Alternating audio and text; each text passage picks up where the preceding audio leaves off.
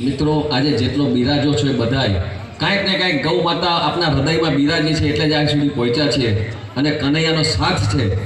આ કનૈયાનો સાથ અને આ સંગીતનો નાદ આ બે મેળવા ગઈ આપણે માણી રહ્યા છીએ ત્યારે ખરેખર સાહેબે સરસ કીધું 2 લાખ રૂપિયા રોજ પૈસા ખૂબ જોઈ છે ખરેખર પણ આ ગાય માતા 25 વર્ષ સુધી અમને માંગવા નથી જવા દેતી ક્યારેય આપના જેવા દાતા પરિવારો અહીંયા સુધી અમને પહોંચાડ્યા છે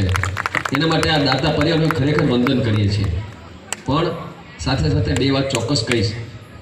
ગાય માતા ખરેખર માતા છે ત્યારે આપણે એને પૂજન કરવાનું એને સારામાં સારું જમાડવાનું જો સૌભાગ્ય પ્રાપ્ત થયું હોય તો એ સૌભાગ્યને આપણે સહભાગી તો ચોક્કસ થવું જોઈએ હું ચોક્કસ માનું છું જે દાનની વૃત્તિ છે આપણી પ્રવૃત્તિ છે દાન આકાશી ખેતી છે હંમેશ માટે આકાશમાં ઉગે છે આપણે દેખાતી નથી હોતી કે દાન કર્યા પછી શું મળે છે પુણ્ય ક્યાં મળ્યું કેટલું મળ્યું એ જો જોવું હોય સમજવું હોય તો પહેલાં આપણો પરિવાર જોજો કે ગાય માતાના થકી જેટલી સેવા કરીએ છીએ એનો પરિવાર કેવો સારો હોય છે આ બધો પરિવાર આપણો છે ગાય માતાનો પરિવાર મારો પરિવાર દાસભાઈનો પરિવાર આપણો પરિવાર છે બીજું 1800 ગાયને જમાડવા માટે પાવર જોતો હોય એ પાવર પણ આ ગાય માતા આપે છે પ્રતિષ્ઠા એટલે નામના છે પણ પ્રતિષ્ઠિત દાસભાઈ થવું પડે 1800 ગાયની સેવામાં રોજ સવારે આવી જવું પડે ટાઈમ તો પ્રતિષ્ઠા થવું જોઈએ પ્રતિષ્ઠા મળે છે પૈસા મળે છે 2 લાખ રૂપિયા બોલવા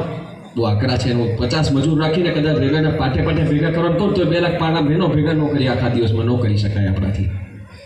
પ્રસન્નતા તમે દાન આપીને પ્રસન્ન થાવ ચાલો ગાય માતાને જમાડે પ્રસન્નતા મળે છે પ્રેરણા મળે છે બધાને કે આવું કરવું જોઈએ આપણે સરસ કામ કરવું જોઈએ આપણા વડીલો શીખવાડી ગયા છે કેરિયાળું પૂરું ગાય માતાને જમાડો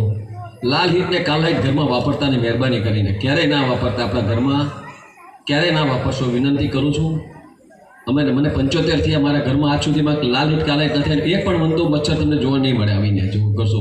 ચોખ્ખાઈ ઘરમાં રાખીએ છીએ તો આ વંદો આવતા ને મોદી સાહેબે સરસ આપ્યું ચોખ્ખું રાખો ભારતને સ્વચ્છ રાખો ક્યાં મચ્છર બને જો આપણે સ્વચ્છતા રાખીએ તો ક્યાં મચ્છર બને સાથે સાથે હમણાં મોદી સાહેબે સરસ આપ્યો છે મિલેટ ખ્યાલ છે ને મિલેટ બધાને મકાઈ જુવાર અને બાજરો ખાવાનો એક તો સુપાચ્ય ખોરાક થઈ ગયો આપણા માટે સાથે સાથે ઘઉં અને ચોખાનું પૂરું નાનું થતું જોયું ચોખાના પૂડિયા જો તો કામ પણ નથી લાગતા અને ઘઉંના પૂડિયા ખાવાના કામ નથી લાગતા ત્યારે મકાઈ જુવાર બાજરીના પૂડા ઊંચા લાંબા થાય 8-10 ફૂટનું પૂડિયું થાય અને ઓછામાં ઓછી દવા છાંટવી પડે એમાં ઓછામાં ઓછું પેસ્ટિસાઇડ આવે છે સુપાચ્ય ખોરાક છે આપણા માટે એ પણ વાપરીએ તો ડબલ ફાયદો થાય આપણાને શરીરે ફાયદે અને ગાયને સારો ખોરાક મળે એનાથી અમૃત જેવું દૂધ મિત્રો આજે બધાને રોગ વધી રહ્યા છે ગાય આપણા ઘરમાંથી ગયા પછી વૃદ્ધાશ્રમ અને દવાખાના ખુલ્લા છે એમાં કોઈ